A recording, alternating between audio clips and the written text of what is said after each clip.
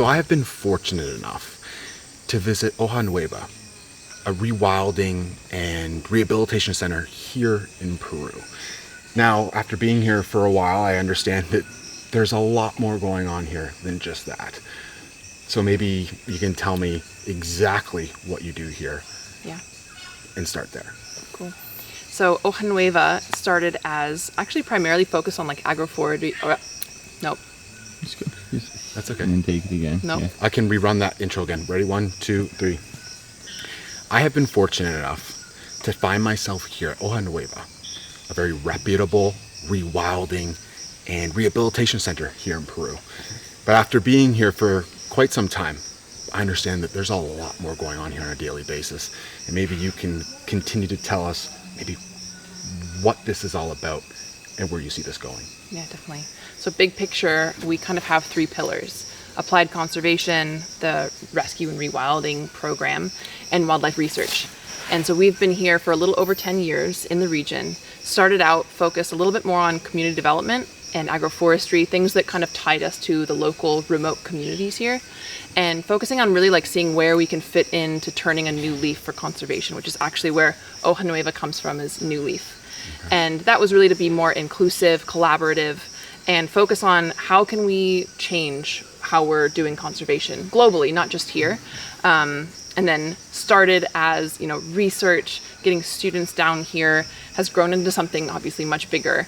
But those are our 3 pillars: research, rewilding, and applied conservation, protecting forest. And showing up here, I didn't know the size of the area, or what I was really going to be walking into. And I mean, you can walk trails here for honestly kilometers and pass enclosure on enclosure on enclosure. And it's not just wildcats that you do here. Although you're known probably best for that, you do a wide variety of species. Yes, we do. So we actually do whatever we can like help with the most. And so the pet trade here in Peru focuses a lot on, at least here in Madre de Dios, like what do people want as like pets, and they're not really exported. And so from the region, we get a lot of both white-lipped and collared peccaries. We get a lot of what we call chunis, which are the Nasua coati, which you know is the bear monkey. Right. We get a lot of cats, but that's kind of more on like a countrywide. We are known for felines right now. Right. And we have been for the past couple of years. And that's our specialization. Just as a team, we all come from different backgrounds and whatever, but we focus on carnivores. And my research has always been on cats. And so I think just we kind of came together and wanted to help cats have a different future than ending up in a sanctuary forever or a zoo forever. Because as you've seen recently, the zoos here are oftentimes not adequate for even caring for animals, let alone being able to rehabilitate them for a potential wildlife. And 10 years ago, starting here, receiving my first ocelot, my second ocelot, obviously very different from what it looks like now. That was like living out of a house and having a couple of volunteers and not being able to have staff. Like, everything has grown so much from that point, and it all kind of stemmed from wildcats. You speak on all the different disciplines that people do have here. I mean, I've run into 2 vets, and you have a wide variety of actual community members that are employed here. And there's always that narrative from any organization I've worked with in any project, the importance of community and community involvement in your work. We were able to go to the local town of Lucerna, and you could see the involvement that Hoja Nueva has on the local community, and it's such a positive thing to see because they work together collaboratively. How did you get to that point? Because that is not an easy thing to do, especially as a foreigner coming into a place like this. And building a reputation where you're respected just doesn't come easy. Yeah, I would say it definitely doesn't. And I think it came from this, like, me always and still constantly wanting to learn from local people, from foreign people who come in, but especially from people who've lived here longer than me. That's just kind of come naturally, like living, working with the communities. They can teach you so much. And it was kind of like interesting with some of these remote communities that actually started to live in the region at the same time I started to live here. So we kind of like almost in a way like grew up together, which I guess is rare. So we have some native communities along the river. We also have communities that have formed from migrants coming from other areas of Peru that were fleeing civil conflict, had other issues. and we've kind of like developed at the same time. So I lived in the community. I've known some of the children that are now either teenagers or adults and have their own families. So there's this tie that is, consistently there and weaves us together. And like you said, I mean, it stems from our involvement and how much we try to give back on like the level of sustainable development, how much we bring people into what we do, Sure. try to educate. But it also, you can see it in, like, this is a region that's unprotected. Right. And a lot of people who come in, they buy land, maybe they try to preserve land or do a project here without forming those connections can be difficult. You can see that, like, our land, we don't even really have to patrol our land, because if someone comes in, a new community, there's a lot of land invasions. It's a really huge issue here. But if they were to ask around what land is available, where can I fit in, and people in Lusarna would be like, we respect Hoja Nueva, we respect their land, maybe here.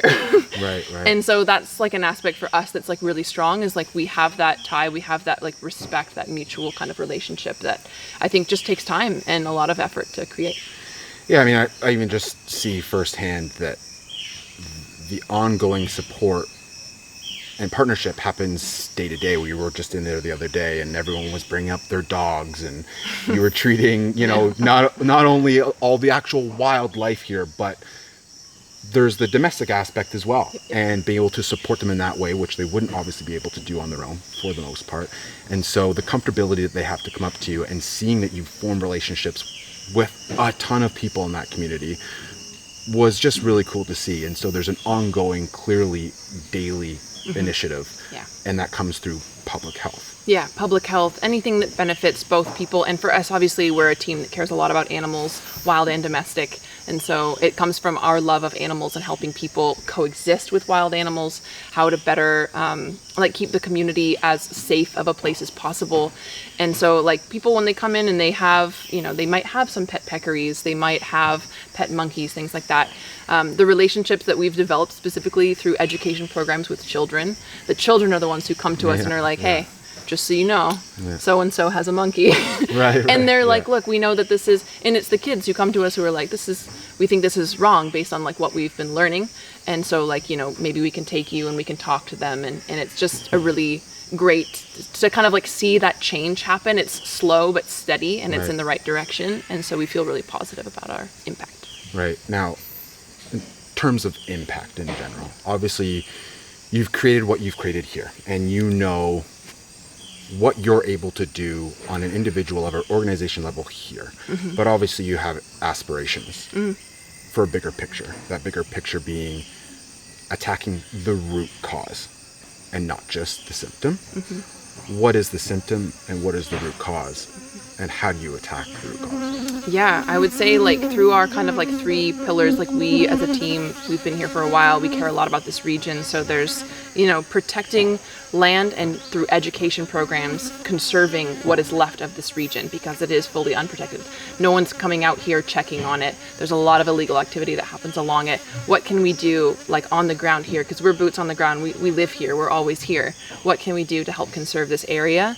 And that's like a day-to-day basis. Education programs, of course, but kind of just like being here, physically present, is huge for that. And then through our research programs, we kind of attack there's a lot of species here that are so understudied. They don't have the type of protections that they might need because there's not updated information about what those threats are to them. So there's a lot of understudied species. We have vulnerable and endangered species. So we contribute in that way through long-term data sets that we've been collecting.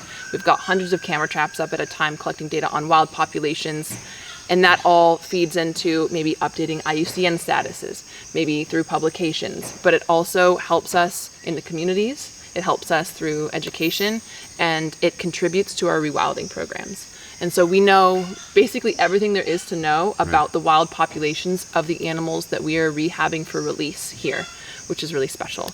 And in terms of our impact, we of course rehabilitate individuals, release individuals, but we are here to create change for wild populations at the end of the day. We're all biologists. We're trying to fortify, augment wild populations, putting animals back where they came from, essentially.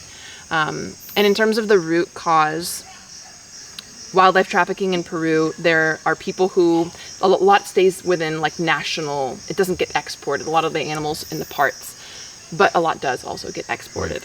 And so we try to focus on how can we affect change at the trafficking level, the people who are actively going out and bringing animals in from the wild. Why are they doing that? How can we make sure that that system is kind of like broken? How can we create like a little like kink in that chain of action? And we've effectively done that for Madre de Dios, which, you know, it feels huge, but then it also at the same time, like you said, just doesn't feel like enough. It's like with this zoo operation, when it's done, that last chain is gone from Madre de Dios. And, you know, the government is now, you know, more people, stronger, more active, have more resources. We can kind of focus our efforts potentially elsewhere at areas of Peru that have more trafficking and really try to affect change in those places. And that's really something that like interests all of us a lot. It just seems like there's so much going on, right? From the broad picture of, you know, trying to assess that root cause and how to go about that. But then you have the individual projects that you have going on here. One that we were able to take part in today, for example, where you're anticipating the release of the first captive jaguar that's going to ever be released in Peru, which is a massive accomplishment. And it's taken a lot of time to get here. What does that look like moving forward? Is this success,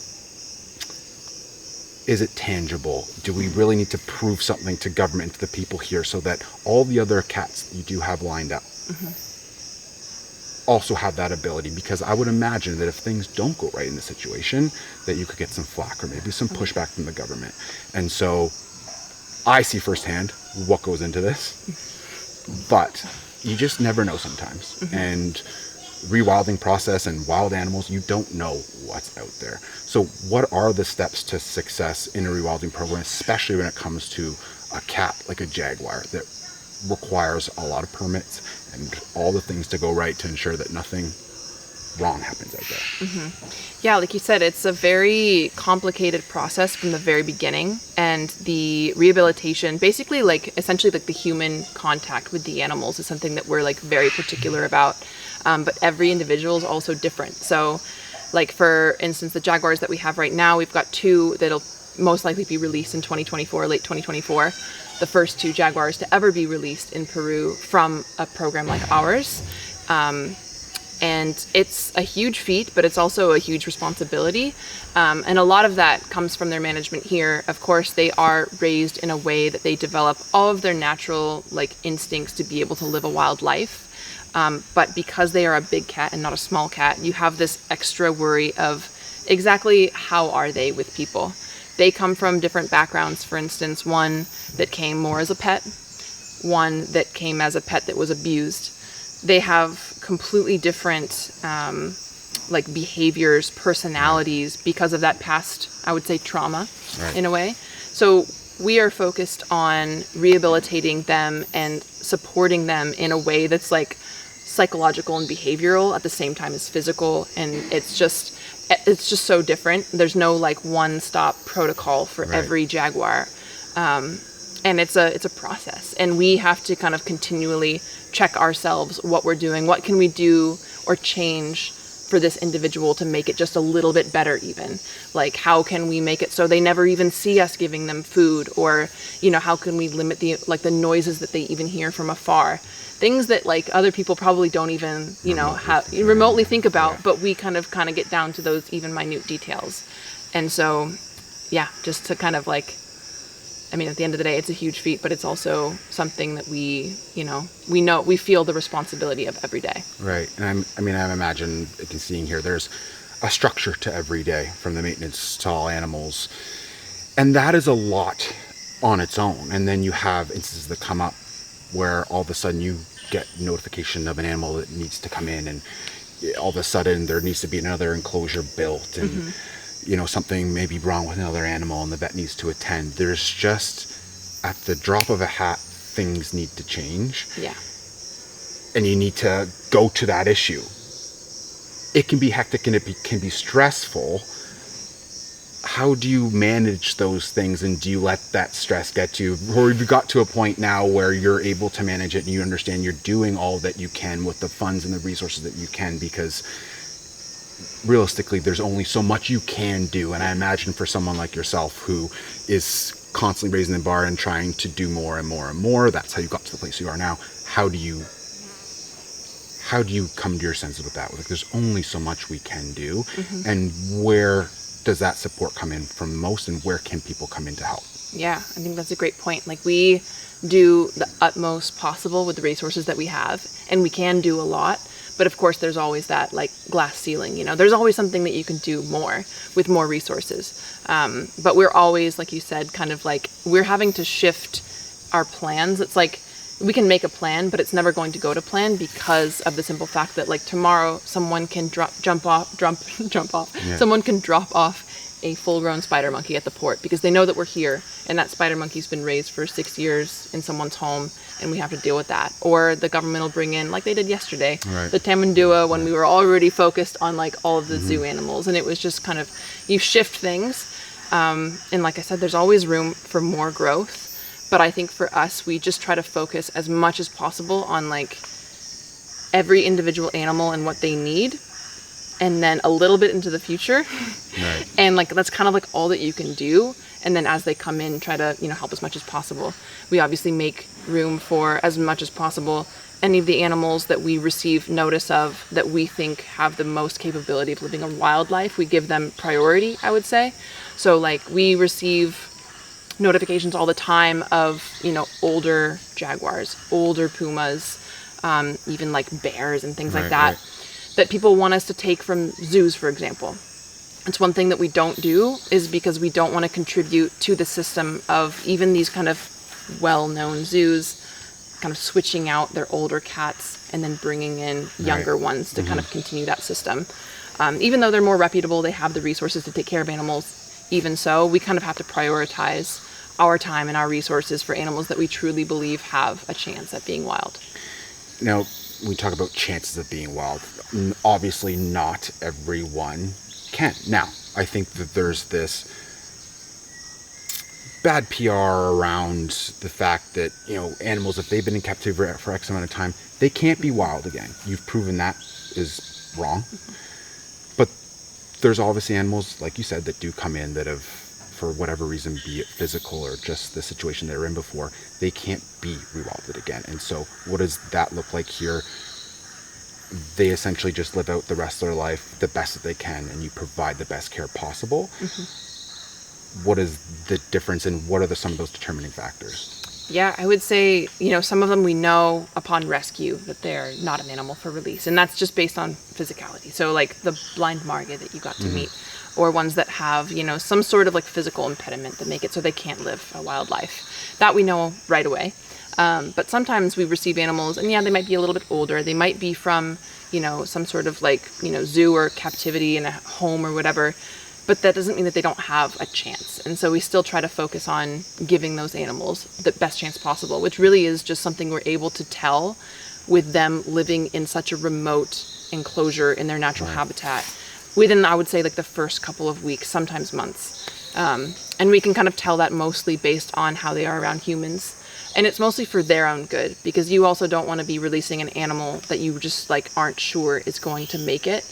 We do kind of have the, I would say, like ethos of like every animal would prefer to live one day in the wild compared to a life in captivity. Right. That's not possible for all of them, unfortunately. But we want to work up and get as close to that point as possible. And I was telling you that there's like that peak, right? Like we try to like hit that. If right here is the best it's going to get, and we just as a team collectively, we sometimes even like vote on things, you know, like based on physical, you know, behavioral, all of it. If at that peak it's their time or not, and if not, then we move them to our sanctuary. And they do live a very enriching life here. Right. I would say that, like, you know, we probably don't have, because we don't really just naturally want to give that type of human contact to wild animals. So they probably could even have more of that. In those cases, it's good to find a sanctuary where people can actually put a lot of time into like training and spending time with them, because that's what they need, and that's what would give them a more enriching life. Well, like I said, you got 1,000 things going on at one point.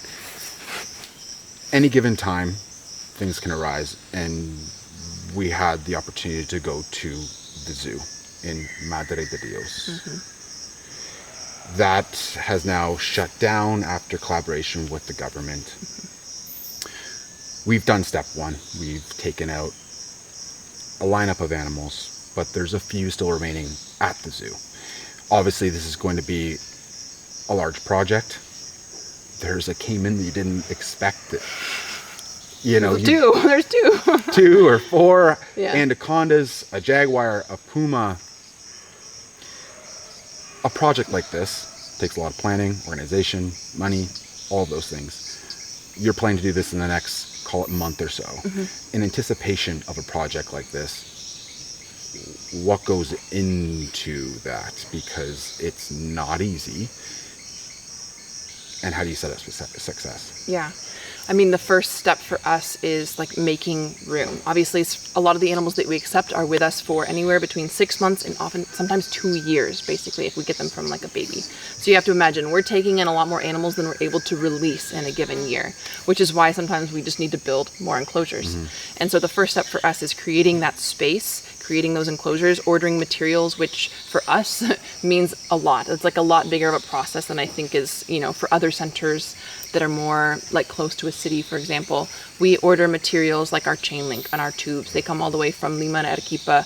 That's like 12 hours by truck. Right. And then it's, 4 hours by car and boat. And then it's cargoing them in. And it's building these really, huge, constructed enclosures in the middle of a jungle environment. So it does take time, and it takes a big team of people. And so we've been basically just building enclosures. Like Dylan and the guys for the past 2 months have just been focusing on enclosures, and that's been for these animals from the zoo. And so when we feel like, okay, we can do round 1 because we've got all of round 1 enclosures done, and we've already started on round 2 enclosures, and we're almost there. And then we go to the zoo, and it's like, there's 2 extra caiman. There's, an extra coati. There's these other things we didn't expect. We got the tamandua. There's all these things that can happen, and we need to build more enclosures or change our management plan a little bit. And so I think it's just, how do we kind of switch it up? The resources thing is one thing. So we would need extra funding for an extra couple of cars, an extra couple, the enclosures, all of that. And so we kind of need to think about that because it takes so long from A to B and to C and D. Right. And, I see what type of team you need to put together to make this all orchestrate in the way that is for the betterment of the animals, make sure everything's simple. Without some of the vets that you have, you can't perform this project. How do you go about assembling a team and all these specific disciplines that are required to make this thing happen? I mean, I would imagine you have your specialty, you have other people here that have their specialties, but how do they get here? How do you form that? And how much do you lean on these other people? It's a team, and it works super efficiently, but how did you get to this point? Oh gosh. I mean, it's taken a while to find the kind of like moving parts that kind of make this whole, and also to have the resources to be able to have this size of team, and therefore to be able to take care of this size of place and animals and everything. So we have 2 veterinarians that obviously live permanently on site. It's not a requirement as a rescue center to have a veterinarian that lives on site, but we went from, of course, growing to a point where we had 1 to now to a point where we have 2. We've got 2 dedicated rehabilitation staff that also work on like the maintenance of enclosures. We have to be checking things constantly in an environment like this. And then, of course, we have Dylan and I who kind of like oversee all of the happenings, deal with a lot of the incoming baby animals, basically all of that. And then, of course, the ones who kind of create the plans and the order and everything. Right. And then I think the important part for us is we've really focused on like hiring and creating a team of people who have the same kind of like belief and like vision of why we're doing this. And because I think that there's different people who get involved in rescue. Sometimes you just do it because you love animals and you want that individual animal to be safe and happy, which is great, and we all feel that way. But even more than that, we have this kind of like, a lot of us have a science background, biology background. We care about the wild populations. We care about the effect that that individual animal might have on wild populations in a negative way. So it's like a lot of moving parts that we all think about big picture conservation of species and habitat. And I think that's what makes us really unique as a rewilding center, is that we have all of that together, combined with like the medical expertise and the backgrounds in, like felid ecology or reptiles and all of it that kind of comes together in a way that works really well. So based on everything that you have going on here, is there any room for expansion? Is there anything that you're looking to do in the coming years, next projects, next goals? Obviously, the big picture is save as many animals as possible and shut down the root cause. But I would imagine, I've seen this place grow with enclosures and you have new buildings going up. What are some of those things looking like in the next 2 years? Yeah, I think, I would say our biggest project right now, and which has really just kind of started in the past, I would say, year or so, is really focusing on the jaguars, because it's something that is of interest to the government. It's, our way to kind of prove, even with such a magnificent and often dangerous species, this can be done. Animals from the pet trade, even jaguars, can be reintroduced, because like you said, that belief of animals that have been pets can't be released is just so widespread, and it's not always true. It sometimes can be true. So I think we're really just trying to focus on what can we do to better kind of prove the success of these animals in the wild, the success of our rehabilitation programs, to kind of get more of just a backing for rewilding in general, because then things kind of just move in that direction with local and departments across all of Peru, for example, and across Latin America, because it's we're in communication constantly with people from other countries and stuff too. Right. We have people asking us for advice all the time on what can I do different with management? What should I build this enclosure? I just received 2 baby oncillas. There's people from all over asking us questions, and we can contribute that. And like I said, there's no set protocol per species. There's just definitely not, but we want to create something that is useful for other people who want to become, maybe they're a rescue center now, but they want to become a rewilding center. Right. What are the protocols involved in, as a team, in the management, in the diet and feeding, nutrition, in all of it together to create a rewilding program for species that could be helpful for others. And so that's kind of what we're building up to. It's just kind of we're all scientists, so it's we have to get to a point where we've released enough animals, we have enough information to be able to share that we feel confident in it. And it's not just we've released 3 ocelots, we've released 30. Right. And this is what we've seen. And this is this individual's experience and all the different ones across the board. And I think that'll be really helpful for people. Yeah, I mean, this has been a crazy experience for me, not only just this conversation, but I've been able to get to this point and pull all of this out of you through my experience here over the last week. You have a ton going on, and for I think the average person that really is interested in diving into wildlife care in a very exotic place like this, that I call it the 8th wonder of the world in a sense. Amazonia is this just incredible place. The one thing that I've learned across all my experiences is that there's just never either enough support or enough funding. Less than 3% of all philanthropy and money goes towards wildlife conservation. Obviously this project, from the transports, the rehabs, the collars, the medicine, the food, which comes in twice a week at 300 kg a week, at 300 kg a week. Obviously there's a need for support, and no matter what and how you look at it, funding is a big part of that. What is the best way that people can get involved? In which way can they, how close can they feel to some of these projects, and where does that money go and how is it used? Yeah, I guess that we are pretty unique as a conservation organization. We have, about 80 to 99% of our funding any given year goes straight to our projects, straight to really caring for animals. As you said, food costs are super high, transport, enclosure costs super high. So that's pretty much where all of our funding goes. And of course, paying, local people. One of the best ways that people can get involved, I would say, one is visiting us. We do have a research center that's on the same land as us. You can come be a part of our research initiatives. We do a lot of really cool wildlife research, like I mentioned earlier. You can come if you're maybe a studying veterinarian or you're in a wildlife rehab program and you want some experience. You can apply to come and work at our rehabilitation center. And of course, like you said, the best option is, of course, to donate. We always need extra funds for some of these initiatives, these projects, things that come up that we don't expect. It's like a, every month we're thinking about funds, just like, any nonprofit. So if you want to support, you can do so on our website, hojanueva.org. A really fun way to do that is to actually sponsor some of our individual animals. So you can go in, you can sponsor Beastie or Artemis, our jaguars, for example, monthly basis, one time, whatever you prefer, and we can send you updates about them. And it's a great way for people to get involved and kind of see the process of a single animal, for example, up until their release. Right, and I think that's the overall success, and how to connect people with some of these projects is seeing that growth and being involved in, and seeing that those funds are contributing. And once that animal does get released, it's such a rewarding feeling.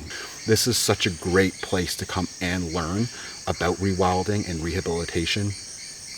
There's always a need for people out here, as long as they go through an application process and they determine that you're a great candidate. I highly suggest coming out here, because it will teach you a whole bunch of things. And the more conservationists that we can build through programs like this, and sometimes it requires coming out here and understanding and seeing firsthand, the better. And so, recommended.